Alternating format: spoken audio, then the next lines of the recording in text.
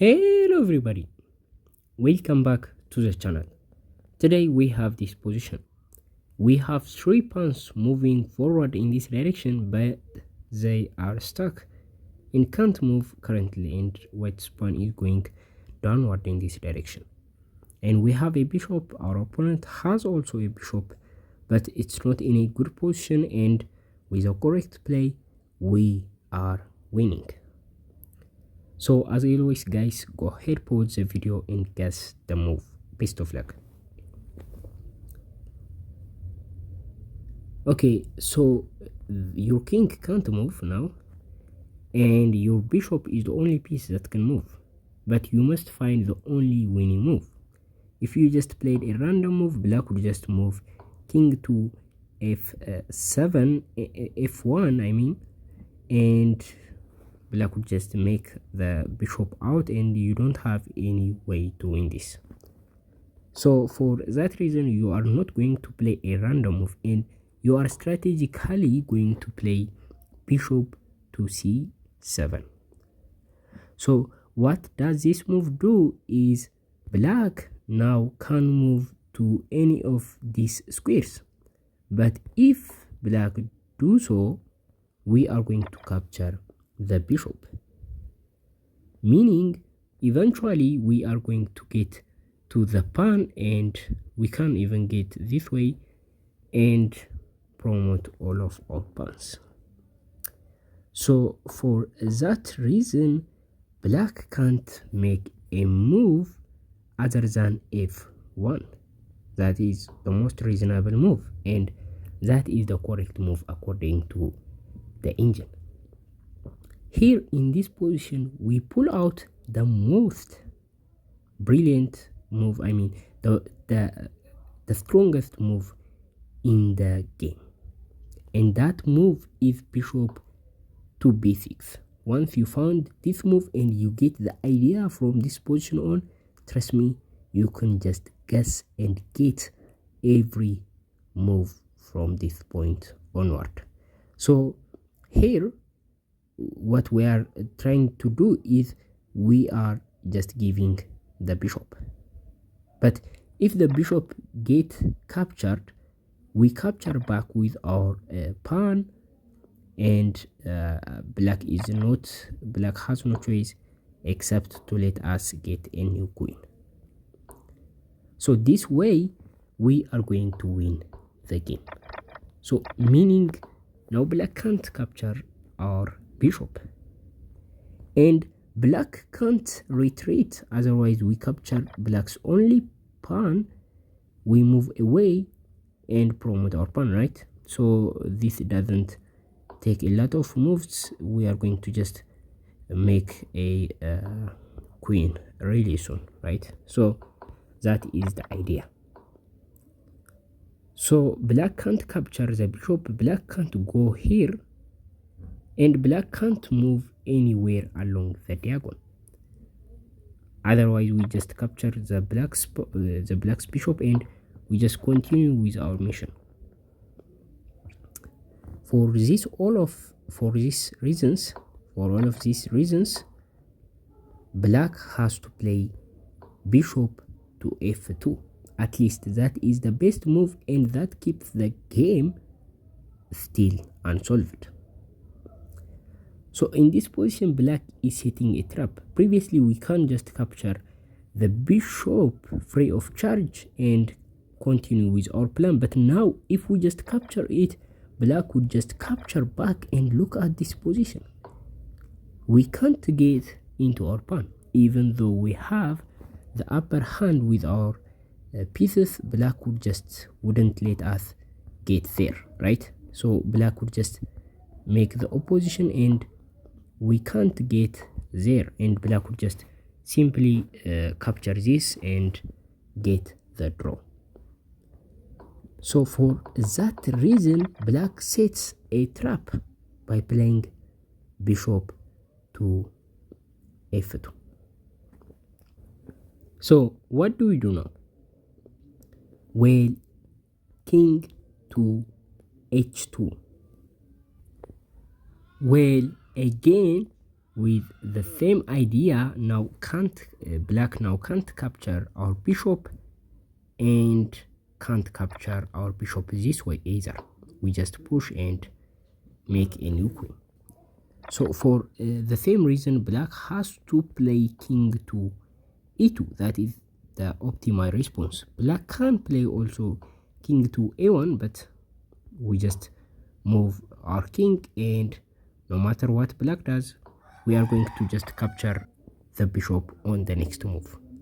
So here, that is the problem for black. So black must play king to e2, and when we play king to g2, black can play king to e3. So with this pattern, black will just continue playing the same moves, right? It's the same idea in the same pattern, and we arrive at this position with exactly the same reason, but now black is gated really close, is got really close to the bishop, right? And now black can play bishop to c5, and we play king to e5, and now black now can't move to b4 because of the pawn. And when black moves to b4, now we are going to move aside to d5, and now black is restricted and forced to capture the bishop, right? So now black can't move any upper anymore. Black can capture this, but capture the bishop with the king, and everything is still, and black can capture this way, but we capture like this, and we do have two passed pawns, which is enough to defeat a king, more than enough, right? So that is what we are going to do. And if black in this position captures our bishop, obviously we capture, and after all of this, black wouldn't get a move to stop these pawns. So this is the solution of the puzzle. So guys, for a recap purpose, first we are going to play bishop to c7, and this puts black in a dangerous position. I mean, that is the only move, and the reason is black has to play to f1, king to f1, to keep defending the bishop. But we are going to play bishop to b3, and the bishop can be captured in two different ways, but it doesn't matter. For these two captures, we do have our own response. And capturing is not actually the best move for black, and moving the bishop is also not the best move for black. Moving the bishop one step is actually better up to the alternatives, like to f2. And now in this position, we don't take that and fall into black's trap. Instead, what we are going to do is not capture the bishop and follow the king. So in this position, the king must get in front, right? Like this position, to defend the bishop. Otherwise, if the king moves aside and try to defend the bishop from far, we move our king, and notice now the bishop can't move one step. We just capture the bishop and continue with our plan. And obviously, if black plays king to e2, we capture it. We capture the bishop, and that puts our bishop under the defense of our king. So that is going to be a easy win for us. With the same pattern here in this position, after black plays to e2, the best move for black, we play king to g2. With the same pattern, we just going to arrive at this position, black playing the best possible move. So in this position, the bishop gets close enough.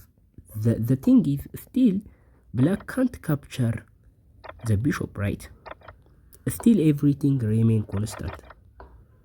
Black can capture it in two ways, but the result would be the same as the beginning, right? So for that reason, black continues with a pattern. So that is why I am just skipping some of the moves. So after this, after black plays bishop to c5, we are going to play king to e5. And now black now can't no longer defend the bishop from that position on because of this pawn. And when the king moves aside, we just get the bishop. And now if the king start taking our pawn, notice we don't take with the bishop, otherwise this is going to be just a draw. Instead we just still leave the bishop undefended, right? That doesn't matter, we can just going to end up with two pawns. So in this position, obviously the bishop can capture, but we just capture this and it's going to be the same thing, and the bishop in this position can retreat. But again, we don't rush and capture this, otherwise we are going to left this pawn undefended, and that could just literally ruin the whole structure. Instead we just keep the defense and move our king. So again, if black takes, we are going to have two connected passed pawn. And if black decided to just capture the bishop this way, I mean the backward pawn this way, we get into the pawn, and now we are going to black can make several moves in this position, for example like this, but we can just capture like this and we are winning. Obviously we just slide away and promote our pawn, and black can capture this, but we can push and we are going to make a new queen. And the other is this move. Again, we can even just capture this and move away because our pawn is defended. So this is what we are going to do, and this is the solution of the puzzle. If you found this entertaining, if you found this helpful, and if you just solve all of the problems, please let me know in the comment. And I am uploading similar chess puzzle videos on YouTube with this channel, so subscribe to not miss them. I'll see you in the next video. Bye.